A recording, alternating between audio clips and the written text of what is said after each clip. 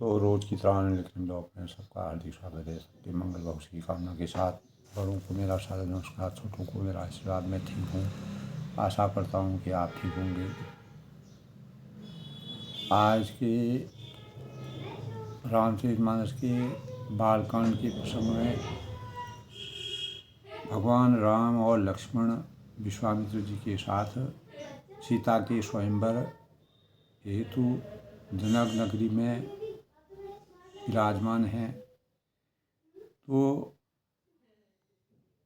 वहाँ के परिदृश्य और वातावरण को देख करके और अद्भुत राजाओं की मंडली और भगवान रामचंद्र जी के अद्भुत स्वरूप को देख करके जनक नगरी की प्रजा धन्य और भगवान के गुणगान का यश और कीर्ति के मान का यशगान करते हैं। दोनों भाई ब्राह्मण विश्वामित्र का काम करके और रास्ते में मुनि गौतम की स्त्री अहिल्या का उद्धार करके यहाँ धनुष यज्ञ देखने आए हैं। यह सुनकर सब स्त्रियाँ प्रसन्न हुई। जब विश्वामित्र जी ने राम और लक्ष्मण के जनक नगरी में आने के सुयश का वर्णन किया और ऐसी आभा को भगवान की शोभा का वर्णन करते हुए दोनों भाई ब्राह्मण विश्वामित्र का काम करके रास्ते में मुनि गौतम जी की स्त्री अहिल्या का उद्धार करके यहाँ धनुष यज्ञ देखने आए हैं। ये जो है वहाँ स्त्रियाँ एक दूसरे से जो है विचार विमर्श और भगवान राम और लक्ष्मण की शोभा नख से लेके चोटी तक का जो उनका वर्णन है, उनकी आँख, नाक, कान, भुजा, कंधे और जटाएं, धनुष बाण और अनेक प्रकार की आयुध जो उनके अस्त्र शस्त्रों से विराजित भगवान का स्वरूप देख करके सब धन्य हो जाते हैं।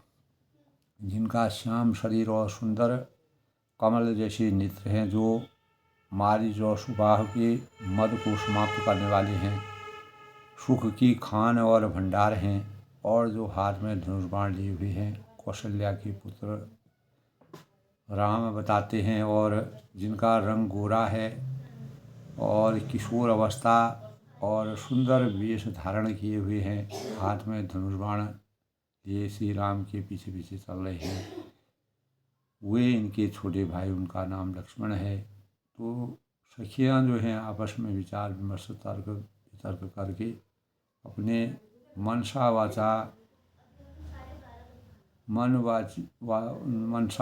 से अपने परमात्मा के प्रति अपने भावों को समर्पित करते हैं। और भगवान राम की जनक नगरी में जाय देख आहू नगरो, सुख निधान दो भाई, करऊँ सुफल सबके नयन सुंदर बदन दिखाए। तो विश्वामित्र जी भगवान राम और लक्ष्मण को समस्त सांसारिक सुखों के जो मानक हैं, जो विभूति हैं, उनके यश और कीर्ति, मान सम्मान और भगवान के दर्शन रात दिन करते हैं, उनका गुणगान करते हैं। जब भगवान राम और लक्ष्मण की इच्छा होती है कि जनक नगरी का पूरा दर्शन किया जाए, पूरा देखा जाए, तब मुनि विश्वामित्र उनको राय देते हैं। उनकी आज्ञा पा करके सुख के निधान दोनों भाई जाकर नगर का भ्रमण करते हैं, अपने सुंदर मुख दिखलाकर। तब विश्वामित्र कहते हैं कि अपने सुंदर साकार स्वरूप को दिखाकर सभी नगर निवासियों के नेत्रों को सुफल करो और सबको भगवान के साक्षात दर्शन हों और अद्भुत छवि से सबके चिंतन में सदा भावों का सृजन हो। और निर्मल भावों से सबका चिंतन जगे और परमात्मा के प्रति जो आस्था के भावों का संचार हो, तब लोगों के नेत्रों यानी सभी तीनों लोगों के नेत्रों को सुख देने वाले तीन लोक के स्वामी दोनों भाई मुनि के चरण कमलों की वंदना करके, उनकी आज्ञा का पालन करके और बालकों के झुंड चारों दिशाओं से अत्यंत शोभा भगवान की इस प्रकार की अद्भुत शोभा को देखकर उनके साथ लग गई और उनके नेत्र और मन, उनकी माधुरी, उनकी सुंदरता, उनके सौंदर्य, उनकी छवि को देख करके सब लुभा गए। यानी ज्ञान की पराकाष्ठा और भगवान के दर्शन, साक्षात दर्शनों का वातावरण चारों ओर छा गया। तब दोनों भाइयों के पीले रंग वस्त्र हैं और कमल के पीले दुपट्टों में तरकश बैधे हुए हैं, हाथों में सुंदर धनुष बाण सुशोभित हैं।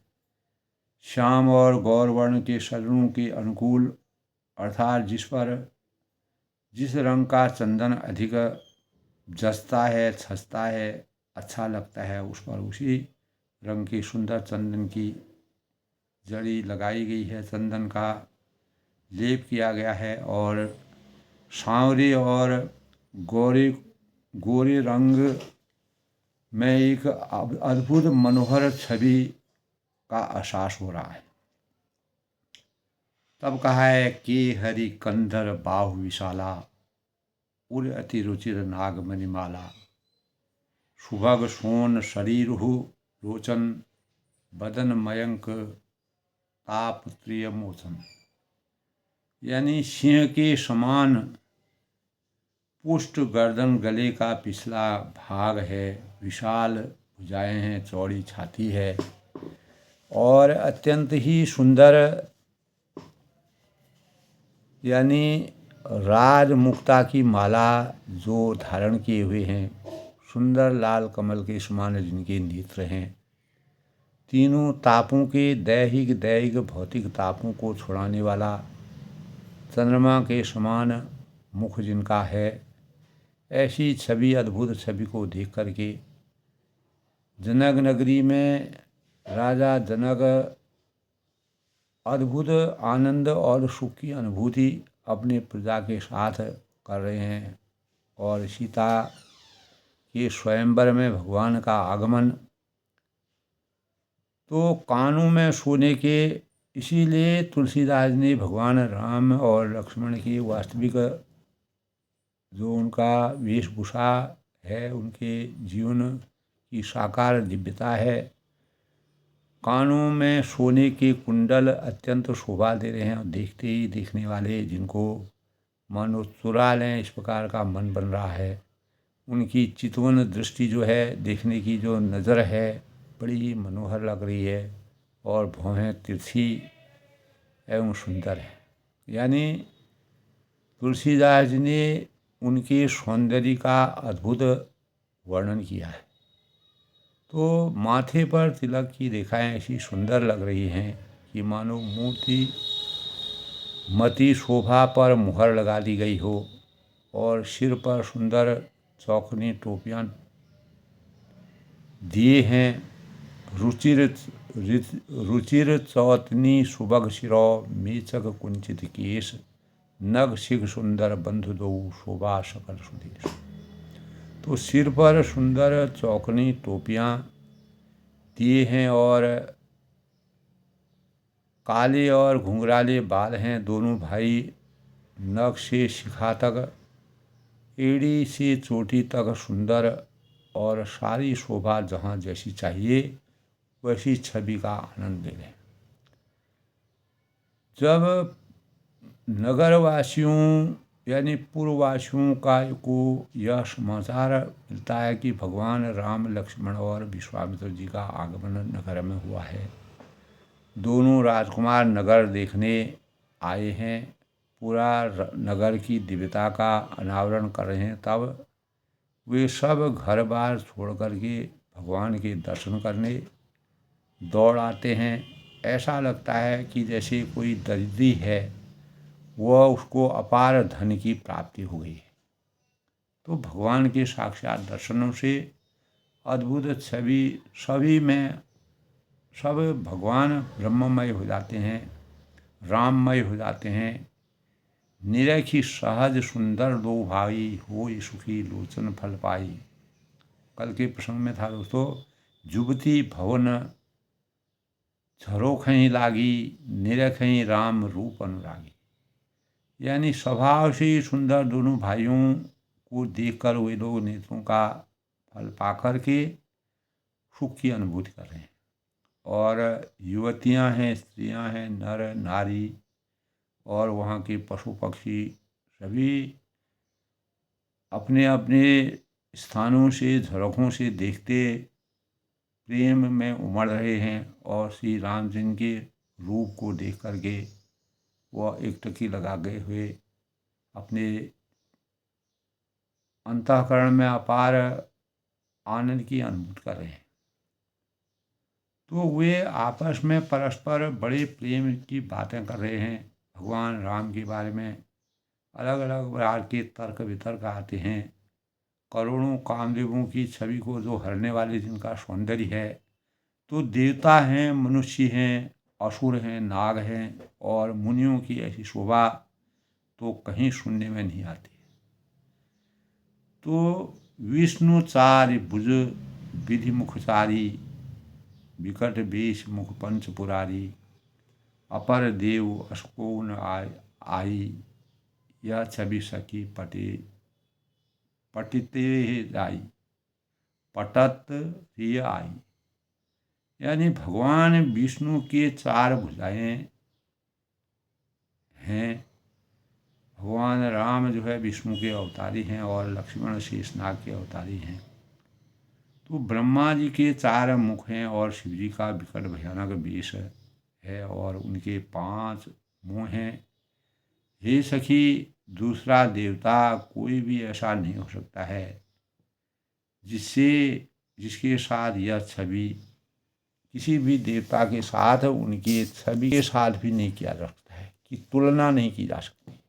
भगवान की इस प्रकार की छवि की तुलना और किसी देवी देवता से कर नहीं की जा सकती है। तुलसीदास जी का हृदय स्पर्शी वर्णन राम भक्ति में जिस प्रकार से तुलसीदास ने अपने मन, वाणी और वचन से जो भक्ति के भावों का जो रहस्य बालकांड में प्रस्तुत किया है, तो वै किशोर सुषमा सदना श्याम गौर सुखधाम, अंग अंग पर बार यहीं कोटि कोटि सतकाम।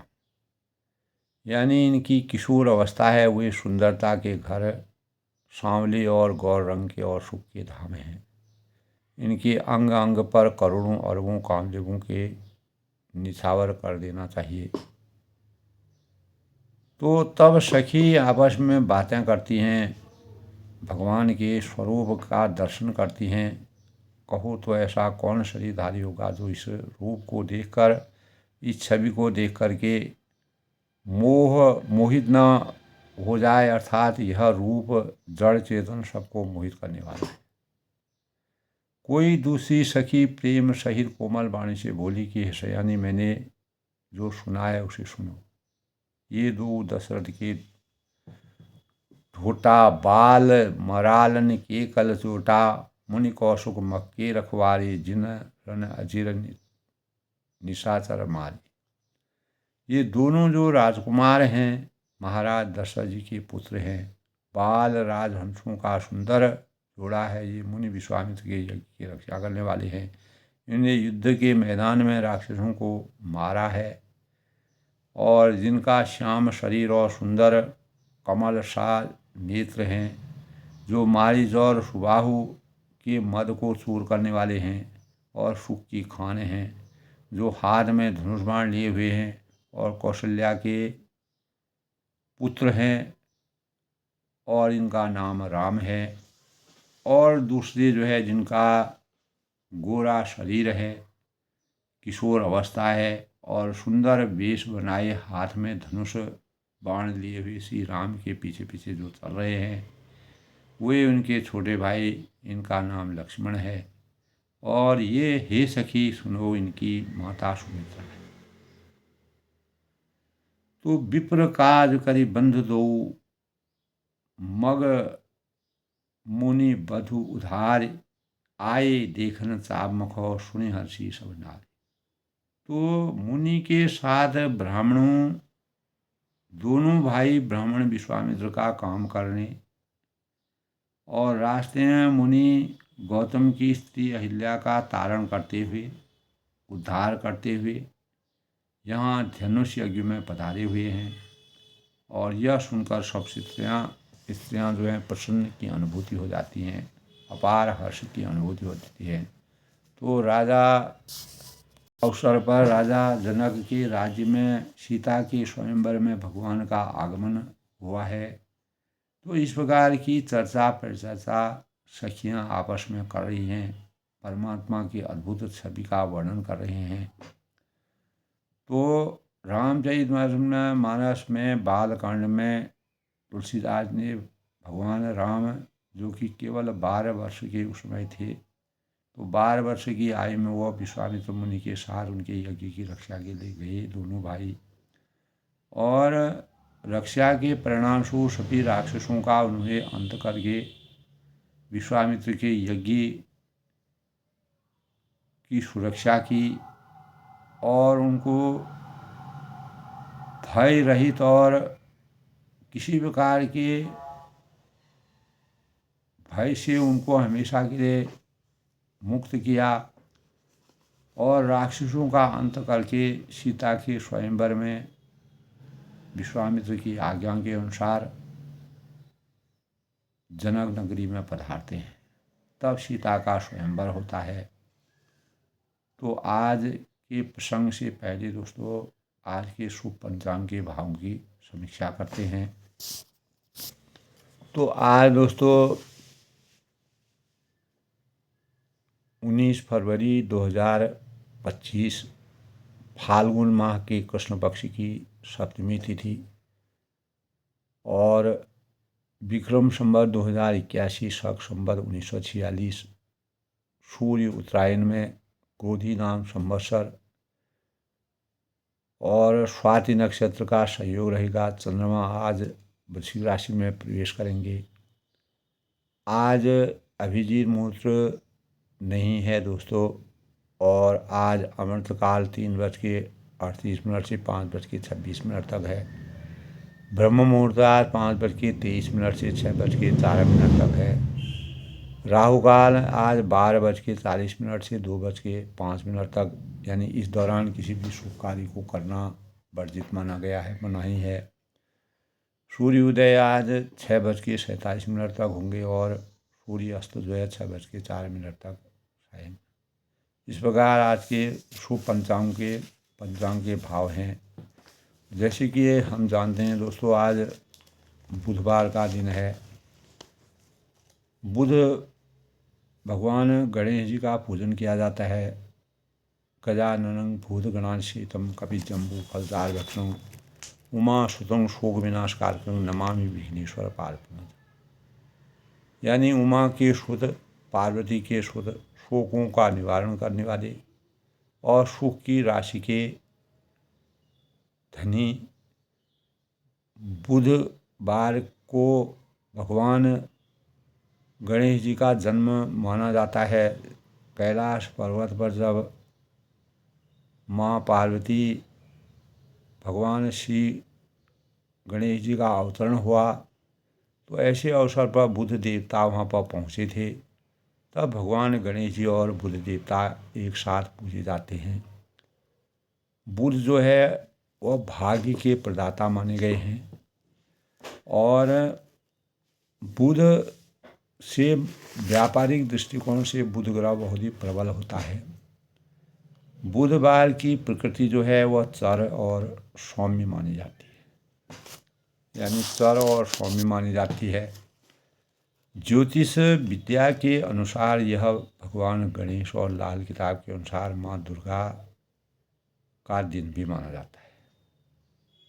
और जो भी कमज़ोर मस्तिष्क के लोग होते हैं उनको बुधवार का व्रत, ध्यान, उपासना, स्तुति, भगवान गणेश जी का वंदन करना चाहिए, नमन करना चाहिए। बुधवार को जो जन्मे जातक होते हैं वह बहुत ही ऊर्जावान होते हैं, मधुर वाणी वाले होते हैं और विद्या और बुद्धि विवेक के रूप में भगवान बुध का पूजन किया जाता है। बुधवार सप्ताह का तीसरा दिन है। भगवान गणेश जी को समर्पित यह दिन हिंदू धर्म में पूजा उपासना से पूर्ण गणेश जी को दुर्वा अर्पण करना चाहिए और मोदकों का भोग लगाना चाहिए। विधि विधान के साथ पूजा करने से गणेश जी प्रथम पूज्य के रूप में पूजा जाते हैं, क्योंकि उन्होंने ब्रह्मांड का सबसे पहले चक्कर लगा करके और अपने माता पिता की परिक्रमा करके सभी देवताओं के मान सम्मान को रखते हुए सभी ने निर्णय दिया कि भगवान गणेश परम पूज्य और सबसे प्रथम पूज्य के रूप में माने जाएंगे। तो गजाननं भूतगणासेवितं कपिजम्बूफलचारुभक्षणं उमासुतं शोकविनाशकारकं नमामि विघ्नेश्वर पादुकं। तो सुख विघ्नों को हरने वाले, इसीलिए हम कोई भी शुभ कार्य करते हैं तो सबसे पहले गणेश पूजन कोई भी कार्य में किसी भी धर्म के लोग करते हैं। वक्रतुंड महाकाय और सूर्य कोटि संप्रभु निर्विघ्नं कुरु मे देवी देवो सर्वकार्येषु सर्वदा। तो ये उपासना हम करते हैं। ओम गणपते नमः का जाप करना चाहिए इस दिन। और गणेश जी गजाननामि विघ्ने वक्रतुंडाय धीमहि तन्नो देवी प्रचोदयात्, ये भी मंत्र गणेश जी हमारे जीवन के लिए। और ओम श्री गणपते नमः और सौभाग्य गणपति यानी ओम श्री सौभाग्यं गजा गणपतिये वर वरद सर्वजन मे वशमानम स्वाहा। और गजाननाय विघ्नये वक्रतुंडाय धीमहि तन्नो देवी प्रचोदयात्।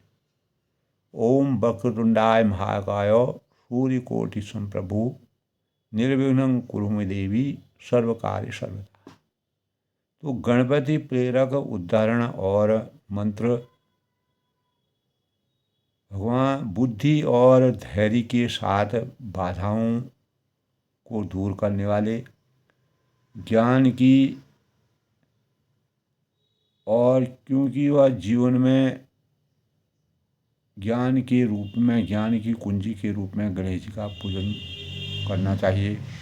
गणेश बुद्धि और जीवन की चुनौतियों का सामना करने के लिए भगवान गणेश जी का सामर्थ्य प्राप्त होता है। गणेश जी का पूजन करने से अनेक प्रकार के हम अज्ञान से ज्ञान की ओर बढ़ते हैं। प्रकाशमय जीवन हमारा होता है। माँ लक्ष्मी और गणेश जी का पूजन एक साथ करने से गणेश जी माँ लक्ष्मी के दत्तक पुत्र कहलाते हैं। जो तब लक्ष्मी कहते हैं कि जो मेरा पूजन करेगा तो गणेश जी का पूजन उनके साथ करना अनिवार्य होता है। इसलिए दीपावली के अवसर पर हम भगवान गणेश और लक्ष्मी माता का पूजन करते हैं। और गणेश सिंह यानी हिंदू शास्त्रों के अनुसार हाथी देवता हैं, जो सुरक्षा और सभी कार्य बाधाओं से हमारी मुक्ति प्राप्त करते हैं। शास्त्रों में विधान है कि कलयुग में गणेश जी का अवतार होगा। और इसका नाम धूमकेतु, जो समाज में बुराइयों को दूर करने के लिए, लोगों को सद्बुद्धि देने के लिए गजानन भगवान इस अवतार में अवतरित होंगे, ऐसा हमारे शास्त्रों में भगवान गणेश जी के बारे में कहा गया है। इसलिए बुधवार को गणपति देवता का पूजन करना और सभी कार्यों में विघ्न बाधाओं को हरने के लिए, सर्वे सुखाय और सद्बुद्धि, संकटों से मुक्ति, सुख की प्राप्ति और शांति के भावों का संचार गणपति देवता के पूजन से हमारे जीवन में होता है। इसीलिए गणेश चतुर्थी, संकष्ट चतुर्थी का पूजन भी, गणेश जी की उपासना, व्रत करना, अनेक लोगों की बुद्धि में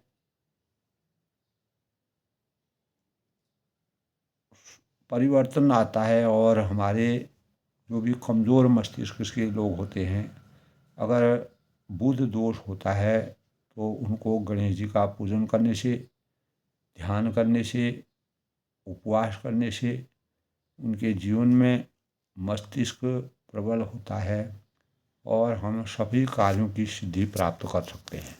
तो रामचरितमानस में दोस्तों दोनों भाई जो है ब्राह्मण विश्वामित्र के काम करने के पश्चात, उनकी यज्ञ की रक्षा करने के बाद, और रास्ते में आते समय गौतम की नारी जो हजारों सालों से शिला बनी हुई थी, गौतम मुनि ने जिनको श्राप दिया था, और उनके श्रापों से मुक्ति करके उनको नारी के रूप में अवतरित करके मोक्ष की प्राप्ति की। और इसीलिए गौतम की नारी अहिल्या ने उनको अपने हृदय में उनसे प्रार्थना की और उनके चरणों की वंदना की। तो देख राम छवि को एक कही, जोग जान की यह बर आई, जो सखी इन्हीं देख नर नाहु, पन परियहूँ हटिक करे विवाह। तब श्री राम जी की छवि को देखकर सखियाँ आपस में बात करती हैं। जब वह पूरी जनक नगरी को देखते हैं, सीता जी का स्वयंवर होने वाला है, लेकिन राजाओं में जो शिव को धनुष को तोड़ेगा वही सीता जी को प्राप्त कर सकता है, यह वर जानकी जी के। तब सखियाँ आपस में विचारती हैं, मंथन करती हैं, और जोड़ी के अनुसार भगवान राम की प्राप्ति, अगर सीता को भगवान राम प्राप्त हो जाएं तो यह जोड़ी सबसे अच्छी रहेगी। सखियाँ आपस में बात करती हैं, यदि कहीं राजा इन्हें देख ले तो प्रतिज्ञा छोड़कर हठपूर्वक इन्हीं से विवाह कर देगा। तो राजा तो संकल्पित होते हैं, लेकिन विधि का विधान वही होता है जो सखियाँ सोचती हैं। को कह ये भूपति पहचाने, मुनि समेत सादर सन माने, सखी परंतु पनुराव न तजहीं, विधि बस हटि अविवेक ही भजे। अनेक प्रकार के तर्क वितर्कों से सखियाँ आपस में बात करती हैं। किसने कहा कि राजा ने इन्हें पहचान लिया है और मुनि के सहित इनका आदरपूर्वक सम्मान किया है, परंतु हे सखी, राजा अपना प्रण नहीं छोड़ता है और वह होनहार के वशीभूत होकर हठपूर्वक अविवेक का ही आश्रय लिए हुए होते हैं, प्रण पर अड़े रहने की मूर्खता नहीं छोड़ते। इस प्रकार दशरथ जी ने भी अपने प्रण 2 वरदान जो कैकेयी जी को देने थे, वह वरदान उनको देने पड़े, जबकि राम उनको प्राणों से प्यारे थे और राम को राज्याभिषेक करना चाहते थे। यानी पुत्र मोह में वह पूर्ण रूप से संतप्त थे, लेकिन अपने रघुकुल की रीति और मर्यादा, प्राचीन समय के जो राजा थे वह अपने प्रण के पक्के होते थे, सिद्धांतों के पक्के होते थे। तो जब जो प्रण कर दिया उसी के अनुसार मर्यादित जीवन जीने की उनकी पराकाष्ठा थी। तो तभी कहते हैं कि राजा जो है पहले समय में जो थे वो अपने प्रण पर ही अड़े रहते थे। किसी प्रकार की मूर्खता अगर भी कर ली तो उसको भी अपना प्रण निभाने की बात करते थे। को कहा जो भल अहि विधाना, सब कहाँ सुनिय उचित फल दाना दाता, तो जानकी मिलई बरवाहू नाहिन आल यहाँ। और सबको जानकी जी सीता जी के संबंध में ऐसा है जो धरती से पैदा हुई हैं। जब जनक जी के वहाँ लंबे समय से वर्षा नहीं हुई तो यज्ञ करके जनक जी के हाथों से जो हल जोता गया उसी हल के परिणाम स्वरूप सीता जी उत्पन्न हुई धरती से। तो कोई कहते हैं कि यदि विधाता भले हैं, सुना जाता है कि सबको उचित फल देते हैं, सब कहाँ सुने उचित फल दाता। परमात्मा की कृपा हो गई सोई जो राम रज राखा, को करी तरक बड़ा वही शाखा। तो जानकी जी को यही वर मिलेगा ये निश्चित है, क्योंकि ऐसी रचना हो रही है और विधाता की ऐसी रचना हुई है। कहाँ भगवान राम विश्वामित्र के साथ यज्ञ की रक्षा करने गए और उनका स्वयंवर में आना, तो यह विधि का होनहार बलवान के होद चिकने पाद, तो वो अपने आप ही वहाँ पर भगवान राम लक्ष्मण का आना होता है। इससे यह संदेह हमको एक प्रकार का संकेत मिलता है, जो विधि बस अस बने संजोग। तो जो देव योग से ऐसा संयोग अगर बना हुआ होता है, तभी कहा है हो वही सोई जो राम रच राखा। विधि ने जो राम रचा है वही होगा। को करी तर्क बढ़ावी शाखा, हम कितने प्रकार के तर्क वितर्क करते हैं, लेकिन उसको वह काल्पनिक होता है। और जो देव योग से जो संयोग बना होता है वह सत्य होता है। जो विधि बस अस बने न संजोगू, तो कृत कृत हो सब लोगू। तो हम सब लोग कृतार्थ हो जाते। अगर भगवान राम का स्वयंवर अगर सीता जी से हो जाता, सखी हमारी आरती अतिताते, तो ये सखी मेरी तो इसी, तब एक सखी दूसरे से कहते इससे इतनी अधिक आतुरता हो रही है कि इसी नाते कभी ये यहाँ आएंगे, हम अपने नेत्रों से इनको देखेंगे और अद्भुत छवि से अपने अंतस को जगाएंगे, परमात्मा के साक्षात दर्शन करेंगे। ना ही था हम कहूँ सुनाऊँ सखी, इनकर दर्शन दूर, यह संगठ तब होई जब पुण्य पुरा कृत भूरि। नहीं तो विवाह न हुआ तो ये सखी सुनो, हमको इनके दर्शन दुर्लभ हैं। और यह संयोग तभी हो सकता है जब हमारे पूर्व जन्मों के बहुत पुण्य हों। और बोली अपर कहूँ सकिनी का, ये विवाह अधिहित सभी का। तो जब लोगों की कामना होती है, मन वचन और मनसा वाचा करुणा से जब लोगों में निष्ठा होती है, भाव होती है, प्रार्थना करते हैं, तो सबकी वाणी में भगवान का आशीर्वाद अवतरित हो जाता है।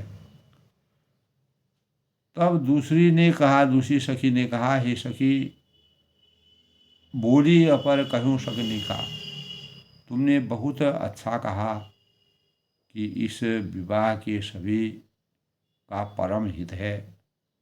सब लोग इसका धन्य के पात्र होंगे, सबका जीवन कृतकृत्य हो जाएगा। और को कह शंकर चाप कठोरा, किसी ने कहा कि शंकर जी का धनुष अत्यंत ही कठोर है, कठिन है, बहुत पुराना धनुष है, इसको तोड़ना किसी भी राजा के सामर्थ्य से बाहर है। और सांवले राजकुमार कोमल शरीर के बालक है, इतने छोटे बालक उस धनुष को कहाँ तोड़ पाएंगे। तो क्रिया प्रतिक्रिया तर्क वितर्क आपस में सब लोग करते हैं, अगर कोई भी बात होने वाली होती है, जब तक वह संपन्न हो जाए। असमंजस की स्थिति सबके अंतःकरण में बनी रहती है। तो सब असमंजस अहि सयानी, या सुने अपर कहु मुदबानी, सखिन इन कहा को अस कहि, बड़ प्रताप देखन लगु आही। तो एक हे सयानी, अब सब असमंजस ही है। यह सुनकर दूसरी सखी कोमल वाणी से कहती हैं, अपने अपने भाव हैं, भगवान के प्रति आस्था के भावों का संचार करते हैं। तो सबके अंतःकरण में अपने अपने मन के अनुसार बातें आती हैं। तो इसके संबंध में कोई ऐसा कहते हैं कि देखने में तो वे छोटे हैं, पर इनका प्रभाव बहुत बड़ा है। जिनने सुबाहु मारीच ताड़िका जैसे राक्षसों का वध किया, और विश्वामित्र जी के यज्ञ की रक्षा की। परस जासु पद पंकज धूरी, तरी अहिल्या कृत अघोरी। अगर वह छोटे हैं तो अहिल्या जो हजारों सालों से गौतम ऋषि द्वारा श्रापित थी, मात्र स्पर्श से, इनके स्पर्श से वह नारी तर गई। सो कि रही बिनु शिव धनु तोरे। तो ऐसे जिससे बड़ा भारी पाप किया था वह भी निष्पाप हो गई इनकी धूलि के स्पर्श मात्र से ही। तो ये क्या शिव जी का धनुष बिना तोड़े रहेंगे? ये तो सब सामर्थ्यवान है, ये तो सब कुछ कर सकते हैं, सर्वे गुण संपन्ना है।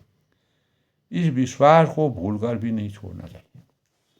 यानी अपने अंतःकरण में सबको विश्वास बना लेना चाहिए। जेहि बिरंची रुच शिव संवारी, ते श्यामल बरु रचो विचारी। जिस ब्रह्मा ने सीता को संवार कर बड़ी चतुराई से रचा है, जो धरती पुत्री हैं, उसी ने विचार कर सांवला बर भी रखा है, ये निश्चित है। और ताश वचन सुनि सब हर्षानी, उनके इस प्रकार के वचन को सुन करके, यानी प्रतिकूल से अनुकूल वचनों की ओर जब उनके ध्यान जाता है, अमंगल में मंगल की भावनाओं को सोचते हुए और अनुकूलता का वातावरण प्रदर्शित करते हुए सभी सखियां अपनी अन्य बातों को अवतरित करती हैं और कोमल वाणी से कहने लगी, ऐसा ही होगा तथास्तु, एवमस्तु। से मिल रहे हैं, संयोग ऐसा बन रहा है।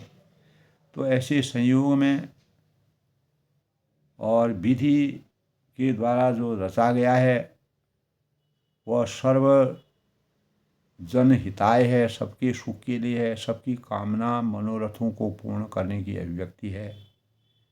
सुंदर ही हर्षित बरसई सुमनो, सुमुखी सुलोचन बंद, जाहि जहाँ जहाँ बंधु दो, जहाँ तहाँ परमानंद। तो सुंदर मुख और सुंदर नेत्र वाली स्त्रियां समूह की समूह हृदय में हर्षित होकर, आनंदित होकर, अपार शांति और सौहार्द के भावों से हर्षित होती हैं, फूल बरसा रही हैं। और जाहि जहाँ जहाँ बंधु दो, जहाँ जहाँ दोनों भाई जाते हैं, विचरते हैं, वहाँ वहाँ परम आनंद छा जाता है। अवध वहाँ जहाँ राम निवास हो, दिवस वहाँ जहाँ भानु प्रकाश हो। तो भगवान जहाँ भी जाते हैं वहाँ पर अयोध्या का जैसा वातावरण बन जाता है। तो इस प्रकार की कामनाओं को सोचते हुए पूर्व दिशि ये दो भाई, जहाँ दशमुख ही भूमि बनाई, अति विस्तार चारों गजधारी, विमल वेदिका रुचि संवारी। तब दोनों भाई नगर के पूरब की ओर गए और वहाँ जहाँ धनु मुख हित भूमि बनाई, धनुष यज्ञ के लिए रंग भूमि बनाई गई थी, जहाँ पर स्वयंवर जहाँ पर था। और धनुष यज्ञ में जो है राजा अपने अपने प्रताप बल का प्रयोग करेंगे। अति विस्तार चारों गजधारी, बहुत लंबा चौड़ा सुंदर, यानी ढाला हुआ पक्का आंगन था। और कहीं पर भी कोई मंगल कार्य होते हैं तो वहाँ पर का वातावरण पूरा साफ सुथरा और पवित्र का और सौंदर्यमय बना जाता है। उसी प्रकार सीता के स्वयंवर के लिए जो धनुष यज्ञ का बहुत बड़ा तप था, जिस पर भगवान ब्रह्मा विष्णु महेश का जो धनुष था, जिसके हजारों लोग जिनकी तपस्या में लीन रहते थे, और विमल वेदिका रुचि सुमारी, जिस पर सुंदर और निर्मल वेदी सजाई गई थी, उस वेदी के ऊपर उस धनुष को रखा हुआ था। चहु दिशि कंचन मंच विशाला, रचे जहाँ बैठे महिपाला, ते पाछे समीप चहु पाशा, अपर मंच मंडली विलासा। चारों ओर सोने के बड़े बड़े मंच बने हुए थे, और जिन पर राजा लोग बैठेंगे, जो दूर दूर से अनेकों देशों से आए हुए राजा विराजमान होंगे। उनके पीछे समीप में चारों ओर दूसरे मचानों पर मंडलाकार घेरा सुशोभित था।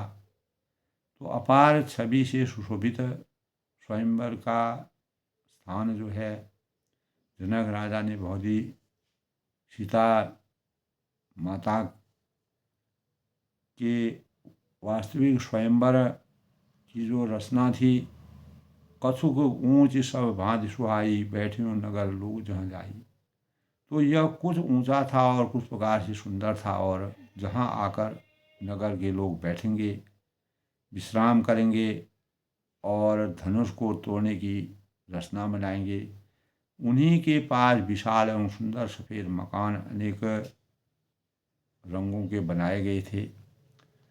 तो अद्भुत छवि से जो है पूरा स्वयंवर स्थल जो है बनाया गया था। जहाँ बैठे देखियों सब नारी, जथा जोग निज कुल अनुहारी। जहाँ अपने अपने कुल के अनुसार सब स्त्रियाँ यथायोगी, जिसको जहाँ जैसा उचित लगता है वहाँ पर बैठने की व्यवस्था थी। तो तुलसीदास ने बहुत ही ऐसा वर्णन किया है जैसे साक्षात अभी हमारे सामने यह हो रहा हो। तो साक्षात वर्णन यानी आँखों के आगे जो वर्णन हो रहा है, इसी को कहते हैं हृदय स्पर्शी वर्णन, मार्मिक चित्रण। पूर्व बालक कही पद बचना। तो नगर के जो बालक हैं, कोमल वचन कह कर आदर पूर्वक श्री रामचंद्र जी के यज्ञशाला की रचना को दिखला रहे हैं। इस प्रकार से यज्ञ धनुष यज्ञ शाला बनी हुई है, उसको दिखा रहे हैं, उसका अनावरण करा रहे हैं, और भगवान उसका दर्शन कर रहे हैं, और अनेकों राजा वहाँ पर विराजमान हैं। सब शिशु यही मिस प्रेम बस परस मनोहर गात, तन पुल कहीं अति हरस हिय, देख देख दो भात। तो सब बालक इसी बहाने प्रेम के बस होकर, सब शिशु यही मिस प्रेम बस धरे मनोहर गात। सभी जो बालक हैं इसी बहाने से प्रेम के बस होकर श्री राम जी के मनोहर अंगों को छूकर, को स्पर्श कर शरीर से पुलकायमान हो रहे हैं, आनंद की अनुभूति कर रहे हैं। और जो परमात्मा के दर्शन के लिए हजारों ऋषि मुनि हजारों सालों तक तपस्या में लीन रहते हैं, वही भगवान आज साक्षात रूप में जनक नगरी में एक बच्चा वहाँ का उनके स्पर्श करके अद्भुत छवि और अपार सुख की अनुभूति कर रहा है। तो दोनों भाइयों को देखकर उनके हृदय में अत्यंत हर्ष हो रहा है, तो अपार आनंद की अनुभूति हो रही है। तो भगवान राम जो है स्वयंवर स्थल पर पहुंच गए हैं, और राजा जनक का प्रण है। उस प्रण में कहाँ तक क्या बातें होती हैं, सीता का स्वयंवर कैसे परिपूर्ण होता है, और वहाँ की प्रजा भगवान राम और लक्ष्मण की छटा शोभा सौंदर्य और उनके अपार क्षमता और पूरे नख से लेके चोटी तक का दर्शन करते हैं, सुख की अनुभूति करती हैं। सखियाँ आपस में विचार विमर्श करती हैं। भगवान राम और राम के और लक्ष्मण जी के, उनके माता पिता के जो उनकी गाथा है उसका वर्णन करते हैं, कथा का वर्णन करते हैं, और पूरा मन और वाणी से अपने संतोषम परम सुकून की अनुभूति करते हैं। तो प्रेम की पराकाष्ठा का यही स्वरूप होता है। श्रद्धा जब वहाँ के जनक नगरी में लोगों के अंतःकरण में एक श्रद्धा के भावों का सृजन हो रहा है। मनुष्य का जीवन एक अविराम यात्रा है। इस यात्रा में वही अपने गंतव्य तक पहुंच पाता है जो निरंतर यात्रा पथ पर चलता रहता है। मर्यादा पुरुषोत्तम भगवान रामचंद्र जी हमेशा अपनी यात्रा पथ पर चलते रहे। तो इस जीवन यात्रा में अपने पथ, पाथे और गंतव्य तीनों के प्रति श्रद्धा अत्यंत आवश्यक है। तो यह श्रद्धा पथिक को अपने पथ का अविचल सही राही बनाने के लिए महत्वपूर्ण है और वास्तव में श्रद्धा अपने सद विचार पर बुद्धि से स्थिर रखने की का दूसरा नाम है। तो किसी भी जीवन लक्ष्य को पाने के लिए बहुत सारे रास्ते हो सकते हैं। तो पर सद्विचार के द्वारा स्वयं चयनित रास्ते और पूरी श्रद्धा के साथ चलते रहना मानव जीवन के लिए आवश्यक है।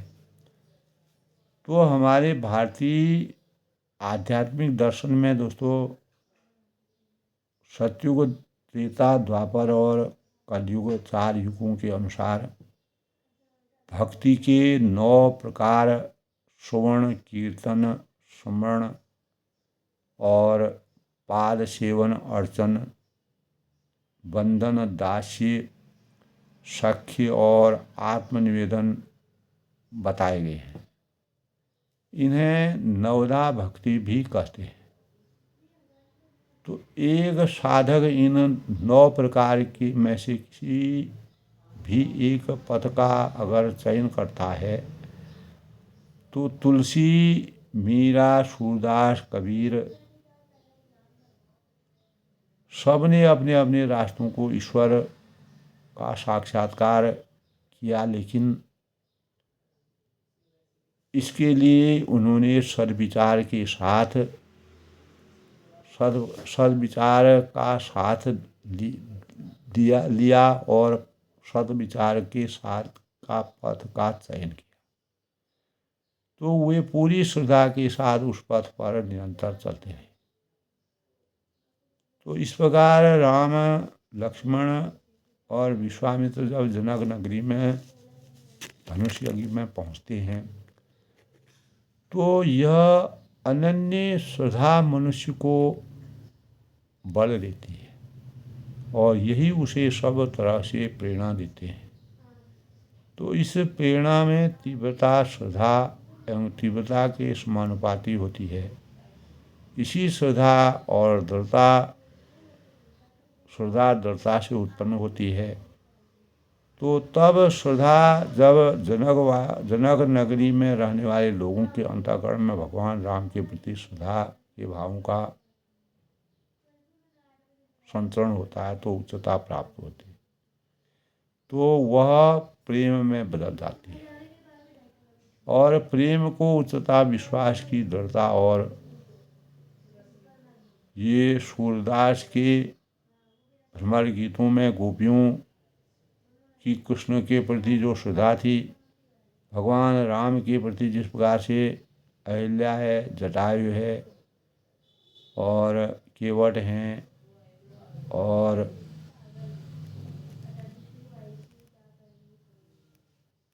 शबरी है, हनुमान जी हैं, विभीषण जी हैं, अनेक प्रकार के जो भक्त हैं भगवान के प्रति आसक्त होते हैं। तो दृढ़ता प्रेम मंदिर की पहली सीढ़ी है। यही भाव जो है जनक नगरी में वहाँ की प्रजा के साथ भगवान राम के और सीता जी के प्रति सद्भावों की श्रद्धा भाव व्यक्त होते हैं। जब तक हम किसी लक्ष्य के प्रति श्रद्धा और दृढ़ता नहीं रखते हैं तब तक हम उस लक्ष्य के कितने भी समीप क्यों न हो उसे प्राप्त नहीं कर सकते। तो आज के रामचरितमानस के प्रसंग में यानी जनक नगरी में रहने वाले प्रजा, राजा, माता सीता और वहाँ के जनक नगरी में रहने वाले जब भगवान राम का इस प्रकार का संयोग बनता है कि वह विश्वामित्र मुनि के साथ अगर स्वयंवर में विराजते हैं तो यही श्रद्धा सही भाव में अवतरित होने का संकेत देती है। तो सब बालक इसी बहाने प्रेम के वश होकर श्री राम के मनोरथ अंगों को छूकर अपार सुख की अनुभूति कर रहे हैं। और सखियाँ कहती हैं कि अगर भगवान राम और सीता का स्वयंवर दोनों की जोड़ी अच्छी होती है, अगर ये जोड़ी संपन्न हो जाएगी तो हमें अनेकों बार भगवान के साक्षात दर्शन करने को मिलेंगे। तो परमात्मा के प्रति ब्रह्म में लीन होने के लिए जो श्रद्धा और श्रद्धा के भावों का दृढ़ता और श्रद्धा जो है हमारे जीवन की सबसे बड़ी रचना है, हमारा चिंतन जगता है। और हम भगवान के प्रति किस प्रकार से जनक नगरी राजा जनक का प्रण पूरा होता है और यही भाव संयोग होता है, यानी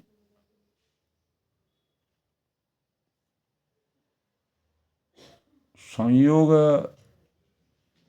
ऐसा होता है कि जा पर जाको सत्य स्नेहु ता पर ताको मिली कछु न संदेहु।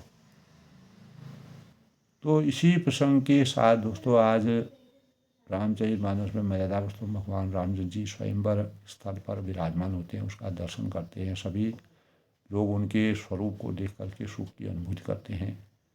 तो आज अपनी वाणी को विराम देते हुए आगे कल के प्रसंग में भगवान राम और राजाओं का क्या